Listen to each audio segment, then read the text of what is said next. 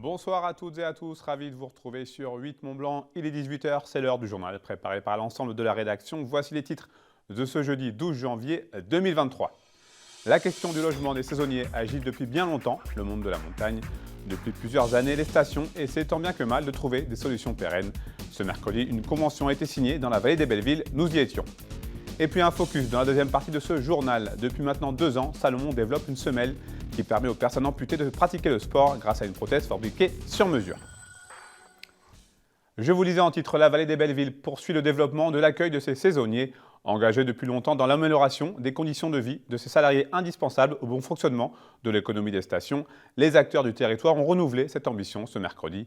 Une nouvelle convention a été signée en ce sens, une collaboration vertueuse mais surtout nécessaire puisqu'il reste encore du travail pour loger les quelques 5000 saisonniers de la vallée. Emmanuel Jaude.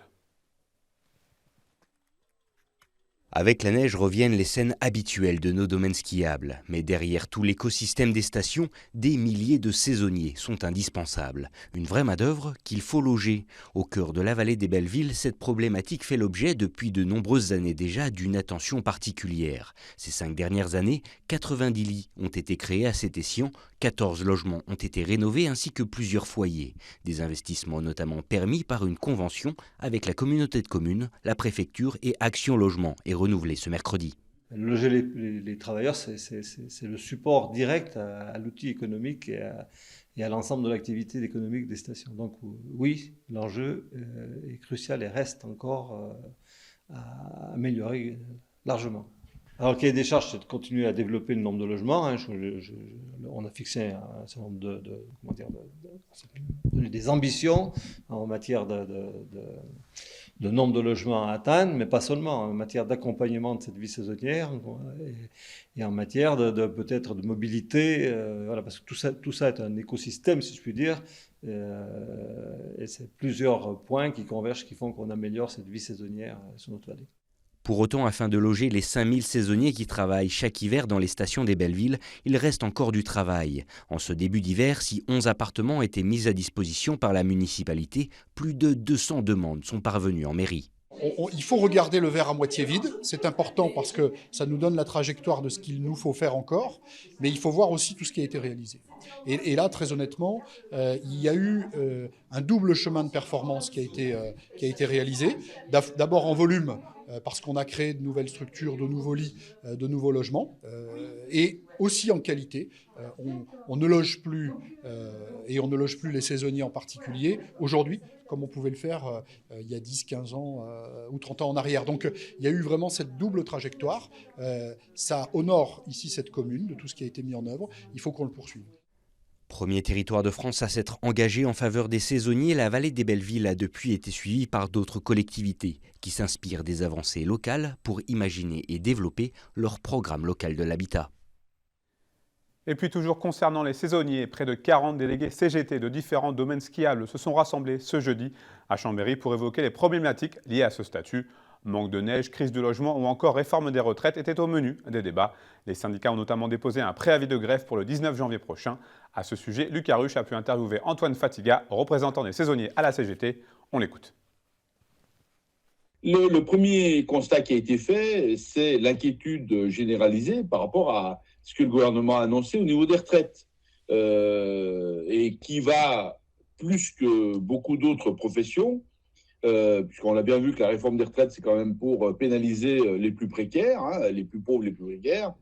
De fait, eux sont encore plus inquiets, puisque quand on est saisonnier, par exemple, eh bien, il faut travailler beaucoup pour que les trimestres comptent. Hein. Si on est dans une station, en général, on arrive à valider 1, peut-être 2 trimestres. Vous voyez, si vous êtes dans une petite station, même déjà des bonnes moyennes, quand vous avez validé 2 trimestres, il vous en faudra 44 ans, il faudrait travailler 88 ans. Si vous avez commencé à 20 ans, à 108 ans, vous y êtes encore, donc pour avoir un taux plein. Donc, ça les touche, eux, de manière très particulière.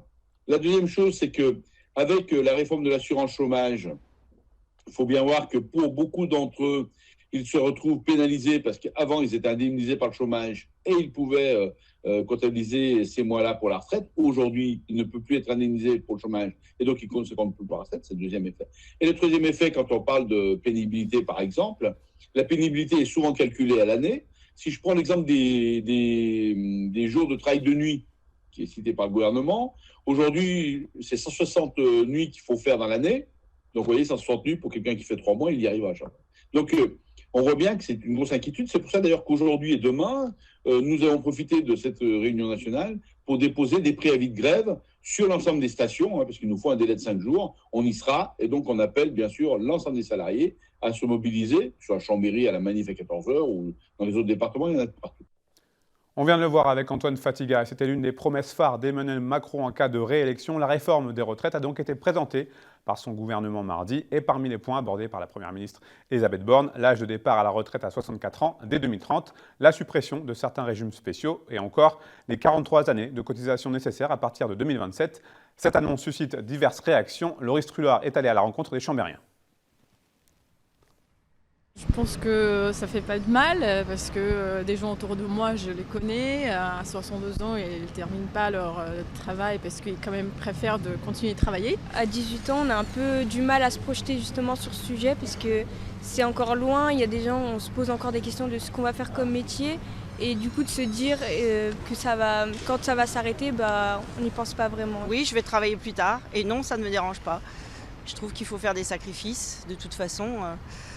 Bon, à part certains métiers qui sont encore peut-être très pénibles, on ne peut pas dire qu'on est épuisé par le travail non plus. Je crois que, à part le point sur la retraite minimum à 1200 pour les retraités, le reste, ça ne me paraît pas très positif.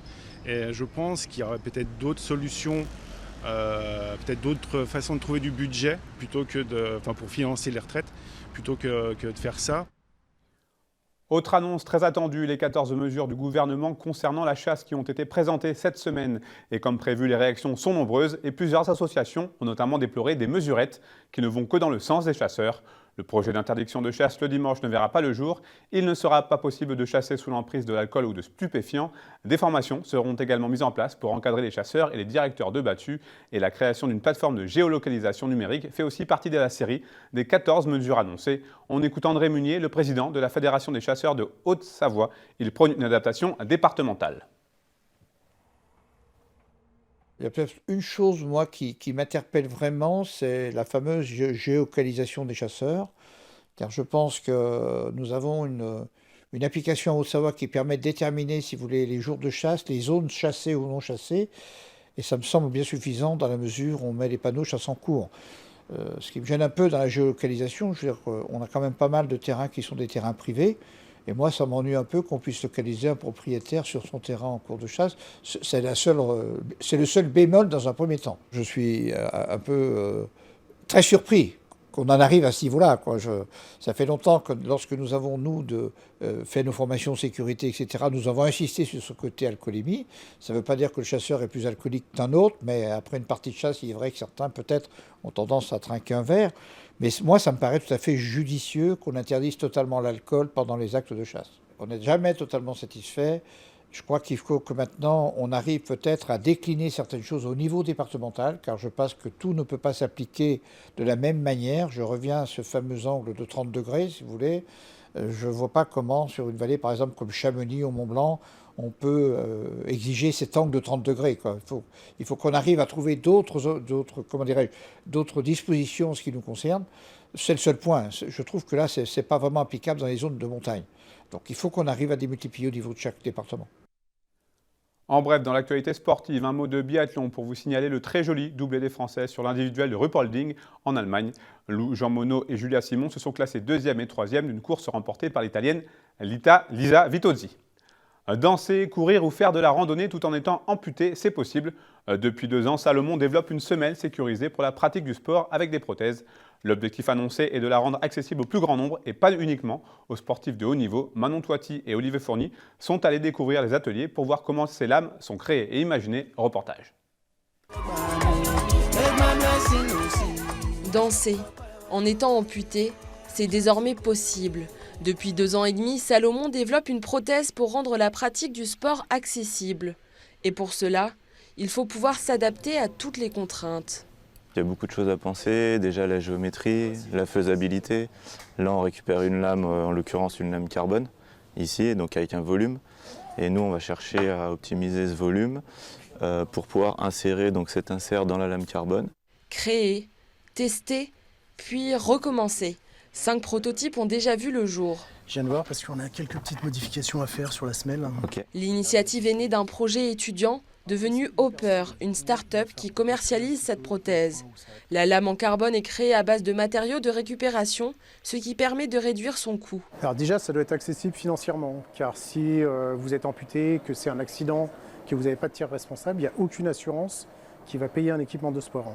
Donc aujourd'hui, ça vaut à peu près 5 000 €, une prothèse comme ça. Nous, l'objectif, c'était de la sortir en dessous de 2 000 €. Et donc du coup, ça permet aux gens qui sont amputés d'accéder plus facilement au sport. L'objectif est de répondre aux besoins de chaque sportif. Faisal utilise la prothèse depuis 3 mois. Il est encore en train de la tester. Ça a l'air de bien te plaire. Est-ce que tu veux que sur cette semelle-là, on fasse la même chose, mais qu'on rajoute en plus des rayons, à peu près de la valeur de ce qui a été fait ici? Complètement, si on arrive à remonter plus haut. Amputé il y a 4 ans et demi suite à une tumeur, Faisal n'a pu reprendre la danse qu'il y a 2 ans. Toutes les prothèses qu'il a utilisées jusqu'aujourd'hui n'étaient pas adaptées à sa pratique. Il faut savoir que les prothèses qu'on nous met à disposition sont vraiment destinées uniquement aux choses dites normales, donc la marche, reprendre un quotidien, pouvoir retourner au travail. Mais tout ce qui est dit loisir, sport n'est pas pris en compte. Et de ce fait, tous les amputés qui ont subi un accident de la vie ou autre, sentir qui est responsable, se voit contraint de devoir acheter son propre matériel. Ouais.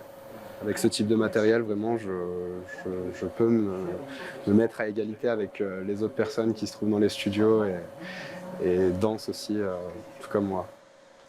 Le jeune homme de 28 ans peut porter cette prothèse jusqu'à 15 heures par jour. Légèreté, agilité, flexion ou encore vitesse, il est aujourd'hui libéré et peut danser sans plus jamais s'arrêter.